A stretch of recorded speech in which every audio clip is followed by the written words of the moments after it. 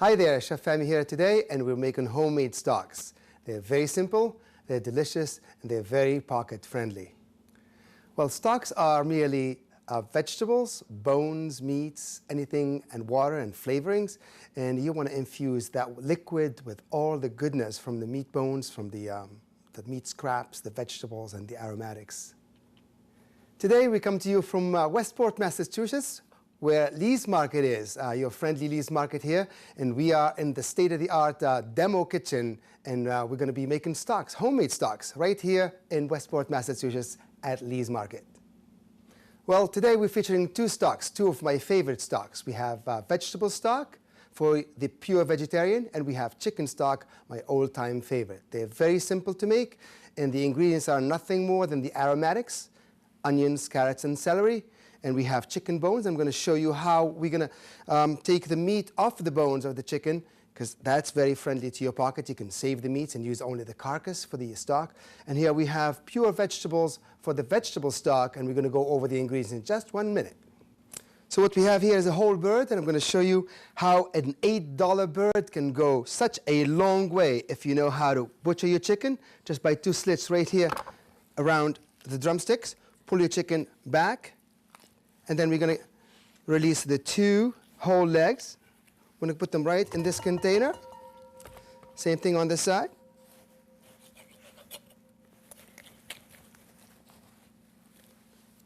If you are big on the wings, you can cut these little things. They're going to go in the stock.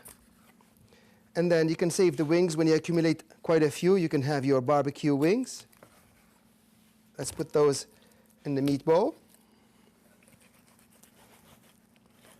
Last but not least, the breasts right here, right in the center of the breast. We're going to separate both of them. We're going to follow that rib cage right here, go down, follow it.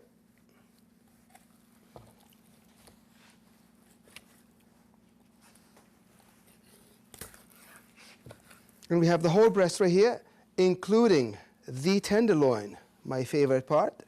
And here we go, the second breast. We're going to follow through the rib cage. Follow the rib cage down.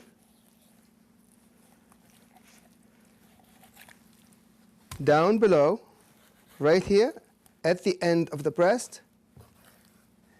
And there we have 2 breasts, 2 tenderloins, 2 wings, 2 legs, and the carcass with the giblets that come inside of it. All are going to go in the stock. Pretty simple. It takes 5 minutes, depending on your knife skills. Now that we have our carcasses ready for the stock, we're going to try to break them down to smaller pieces. This way they can cook a little better and faster and release more of their stuff without crowding the pan. All right here.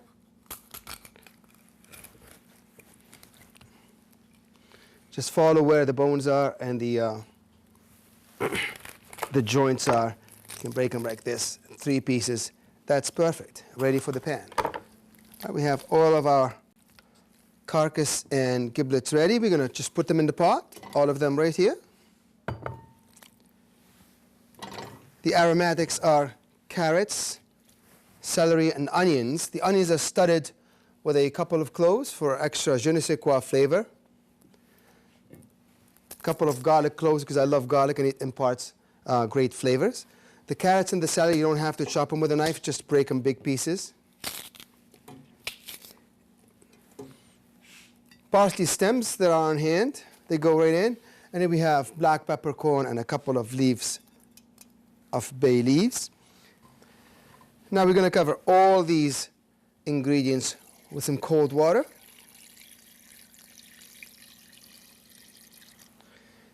Crank up the heat to bring them to the simmer. As soon as the water comes to the boil, we're going to simmer them down for some good 3 hours until we get our gelatinous homemade chicken stock. For the vegetable stock, we need to have as many good vegetables as possible, and 2 ways to get more flavor out of the veggies, because some people think they're boring. Really, they are not. Here what we're going to do, we're going to chop them up, rough chop, and we're going to saute them in the pan for a little bit to extract more flavor out of them. You could roast them as well if your oven is turned on. just rough chop. Here we have parsnip, carrots, the tops of leeks that have been really washed very thoroughly. They have great flavors. And we need to soften them by sauteing them because they are naturally a little tough. You use the white one for your soups and the top one for your stocks. And here we got also some onions that we're going to stud with whole cloves. They impart great flavor in stocks. Your onions are cut in half. Any stems of any fresh herbs would be great. And here I have parsley as well as oregano stems right here. Bay leaf, peppercorn right here. A few of them. And then garlic, tomatoes. It's going to give it a little bit of a body. Here, they're ripe tomatoes. I'm going to add those later on. Don't want to saute them right now. Here our pan is nice and hot, and we're ready to saute the veggies to create some caramelization on them. And that brings a lot of flavor. Just a little drizzle of olive oil.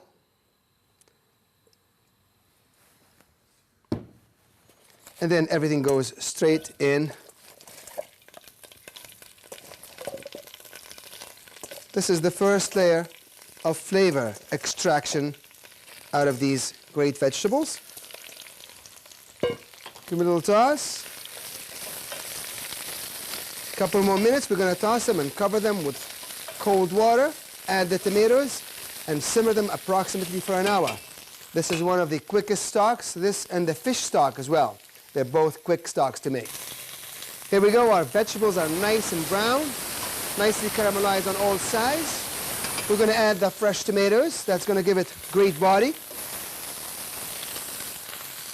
Give them a quick toss. Again, make sure all your vegetables are nicely washed. We're going to cover everything with cold water.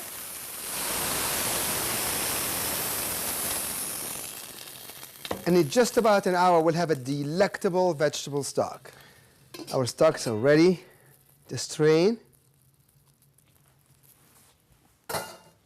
Just be careful here. Be safe.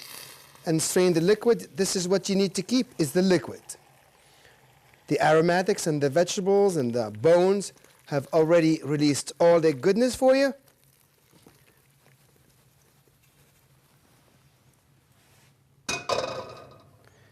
You can push gently on them to extract as much flavor as you can.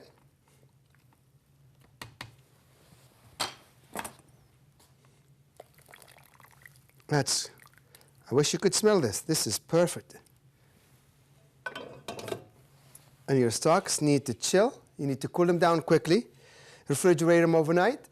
Any fat from the chicken stock that accumulates on the top will be congealed for an easy removal.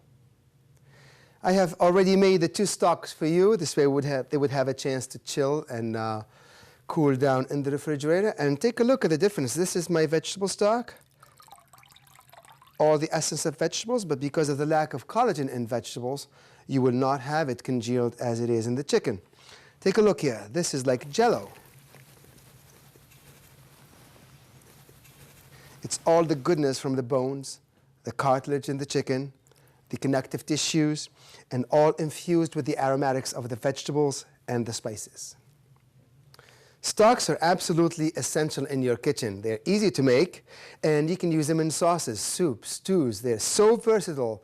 Once you try again your homemade stocks, you will not settle for anything less than that.